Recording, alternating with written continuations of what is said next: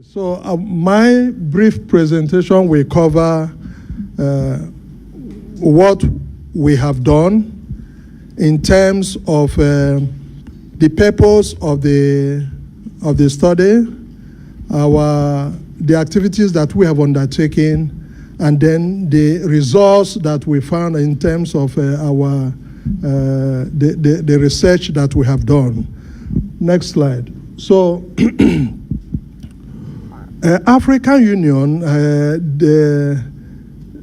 developed the Continental Agenda 2063 in 2013 with a view to presenting what it entails to do, its vision for the next 50 years. It's an ambitious project hoping to build a prosperous and united Africa based on shared values and common destiny. And that plan is predicated on a number of key issues. One of them is that by the year 2063, the young people transiting from secondary education to tertiary education should be 70%. Currently, it is 7%. And then, by that time also, 70% of all those who are graduating from secondary, from tertiary education, are young people who have gone through science and technology. In other words, 70% of our graduates must be in science and technology disciplinary fields. Okay, so we find it very ambitious, but we hope if we're able to move fast, we'll be able to achieve it, because that holds the key to our developmental aspirations. So, as Patrick mentioned, we are actually trying to contribute to the realization of this agenda by providing the vital information that is needed for planning. So, our project is about improving data collection, data management, data utilization, and data dissemination. So this project was born out of the fact that many young people are coming up from secondary education and they are moving to university and other tertiary level institutions. Okay, so day by day, year by year, the number is increasing. Massive number of people are moving. And then the people who are supposed to teach them, educate them, and train them are in short supply. So what do we do? What can we do? So with this situation, how will the future look like if current policy environment continues into the future? So that is essentially what has informed this study. Next slide.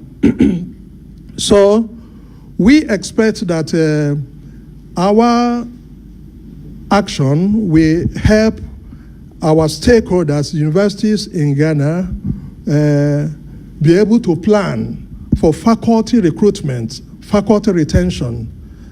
Also, we expect that stakeholders be able to collaborate in data management and data utilization. Next slide.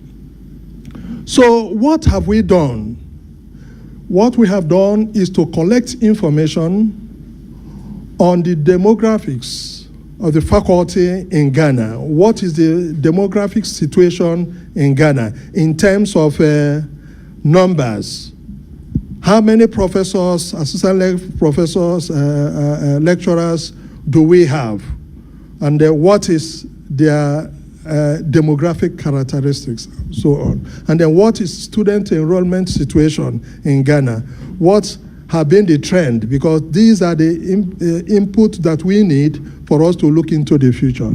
So that is what we have done. We try to describe the current policy environment in Ghana, and they use the information we have gathered to look into the future. So the partners are what you find here. National Council for Tertiary Education is the national regulatory agency in Ghana responsible for tertiary education institutions in Ghana. So they provided the key data that we need for this study. And so our executive secretary of this organization is having another meeting. When he finishes, he will join us. But he's represented here by the specialists who we are working with, who actually generated the data that we need, Mr. Tony. So Education Sub-Saharan Africa is the lead implementing partner. Education Sub-Saharan Africa seeks, as Patrick had mentioned, seeks to transform educational outcomes. And they do this by informing and inspiring investment in education in Sub-Saharan Africa.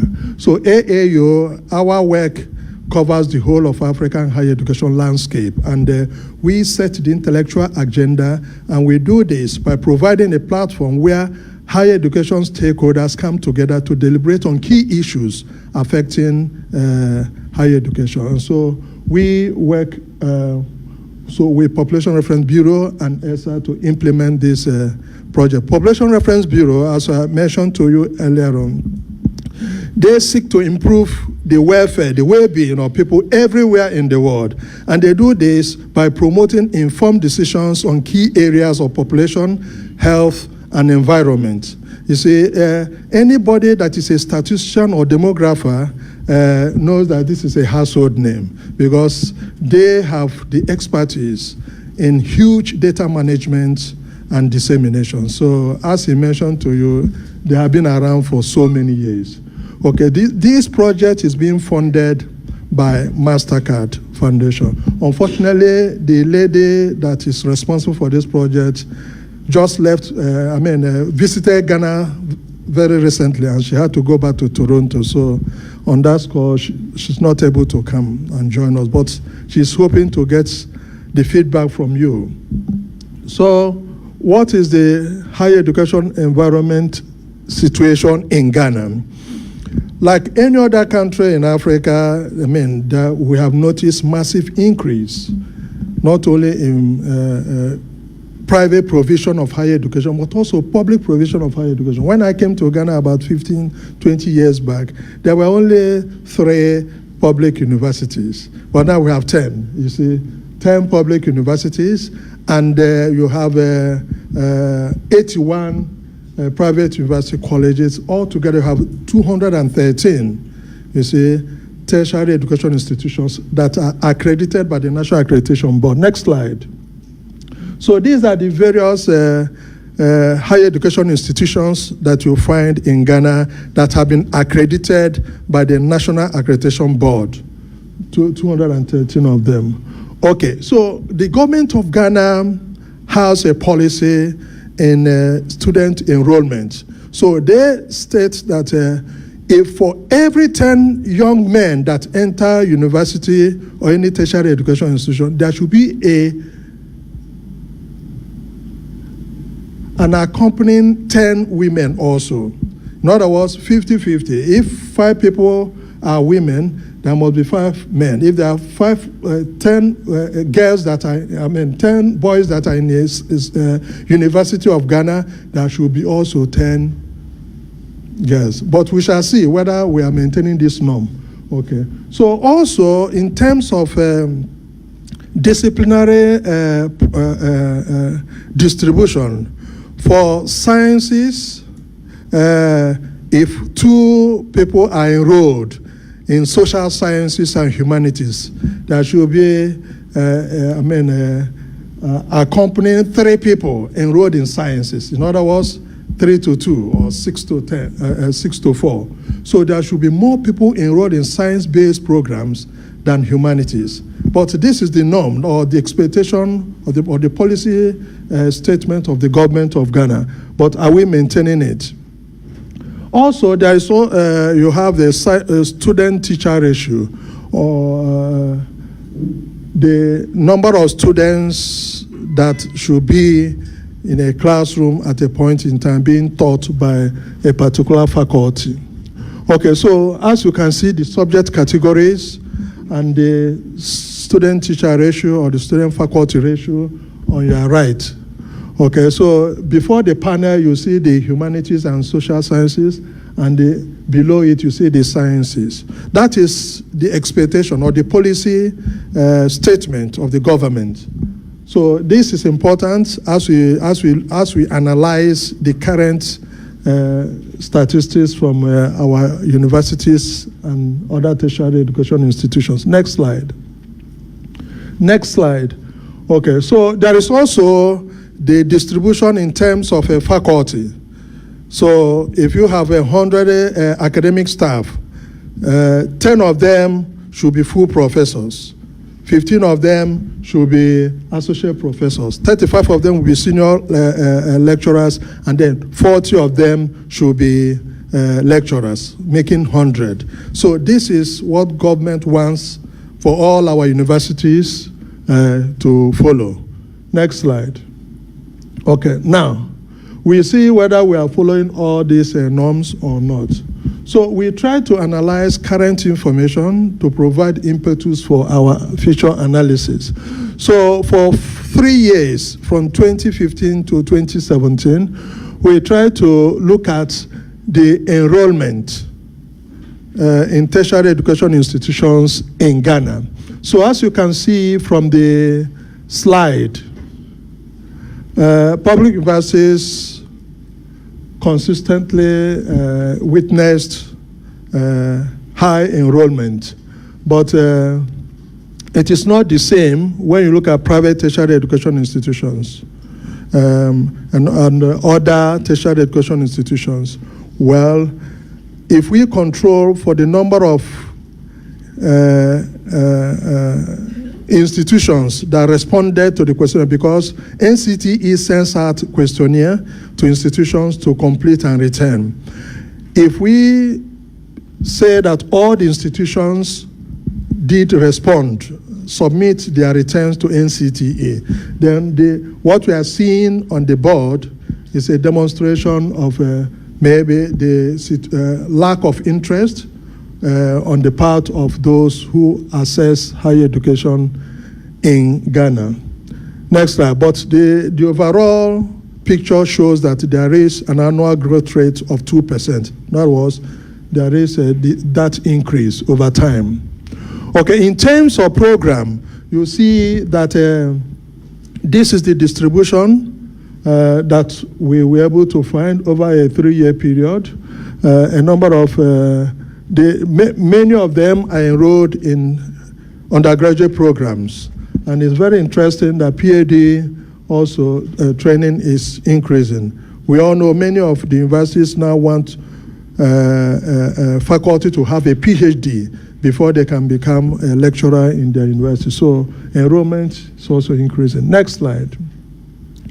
Okay, so in terms of disciplinary fields at the public universities, you can see the enrollment pattern over time. So we try to see whether the norm, the NCTE norm, is being followed in terms of science versus humanities and social sciences. As we saw earlier on, the sciences should be 60, while the humanities and social sciences should be 40. But the converse is what we are seeing here. The humanities and social sciences are 60, while the sciences are 40. So there is some work to be done in terms of balancing the ratio for the disciplines. Okay, so we also try to look at the enrollment by gender and also by program or disciplinary fields. And then as you can see, in all the degree programs, there are overwhelming more males than females, all of them. Any discipline you look at, there are more males than females. Some of them are traditional male-dominated disciplines, but there are other areas also. So we see that there is work to be done in terms of upscaling or balancing the gender gap. Next slide. Okay, so we look at full-time faculty employment in our education institutions over this 3-year period. And as you can see, there has been consistent increase in the first four institutions, while the last 5 have been witnessing negative growth rates. Okay, so we see also that the student-teacher ratio, the number of students being taught by faculty at any point in time, for all the institutions concerned, none of them conforms to the NCTE norm. The policy is not followed.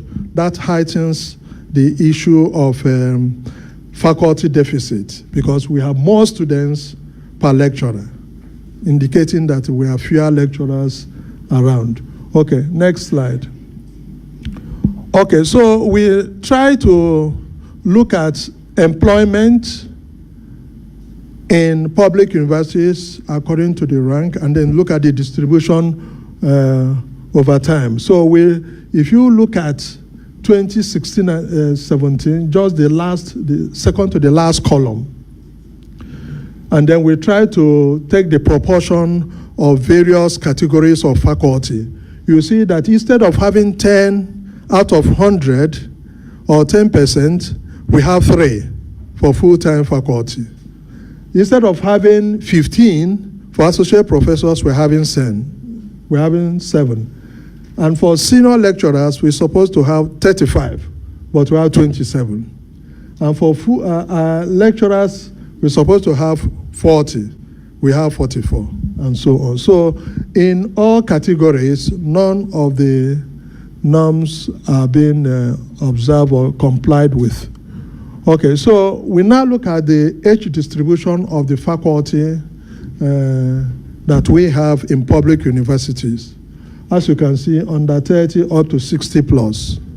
What is interesting, or what is important for us here, is that young faculty is, the proportion of young faculty is actually appreciating, or should I say, is good, because more than 30% of the faculty are below 40 years, okay, which is a good thing. It means they have more time to teach, to supervise students, and to do research. Okay. Now, there are some information that the data from NCTE could not give us. And so we decided to interview selected vice chancellors or their representatives in order to give us additional information to enrich our work and to help us to get the information that we didn't have from the secondary data from NCTE. And so we interviewed 7 representatives of 7 institutions. Some of them are here. And so, as you can see, the institutions displayed on the screen. Okay, so what did we ask them? The questionnaire we used for the interview is actually appended in the report that you have. But in summary, we asked them about succession planning. We asked them about retention and retirement. Okay, some of these institutions say that they have this structured succession planning that enables them to recruit, retain, and retire their faculty. Also, on retention, some of them say that they identify some of their graduating students that are very good, and they try to encourage them and eventually absorb them as their faculty. On retirement, they all say that they comply with the government of Ghana policy on mandatory 60 years retirement, whereby after 60 years, the Social Security payment for the faculty ceases. But then they continue to teach for the next 10 years before they now exit the scene. But we all know that even when they retire, they are very active in private institutions, moonlighting here and there. Okay. So we also asked about academic mobility, what attracted them to that particular institution, or what made them to leave the institution. Okay, so they said that they supported the movement of faculty from one institution to the other for purposes of teaching, collaborative research, and supervision of students. And then what is the motivation for coming to this institution? What has attracted you to come to our university and so on? So you can see some of the reasons that they gave. Good remuneration, say opportunity for faculty development and infrastructure and so on. And then why did the students leave? Why did the faculty leave? For students, a number of factors, including poor performance, lack of financial means to continue education, and so on. Okay, for faculty, professional development and low remuneration. So those are the things we got from the interview that we were able to sample from these 7 institutions to enrich the report that you now have. So we hope that you'll be able to give us important feedback that will help us to revise and finalize the report as we move forward. So we are happy that Ghana has the infrastructure that we need to do this project. And we hope that this project will be upscaled to other countries or replicated to other countries in Africa that have similar tertiary education infrastructure like we have in Ghana. So this is where I would like to end my presentation. And Mr. Chair, I think we can take questions before we break, but the real presentation is coming, where we look into the future in terms of how will the faculty situation be in the next 5 years, in the next 10 years, in the next 20 years, based on this information that I've just given to you. Thank you very much.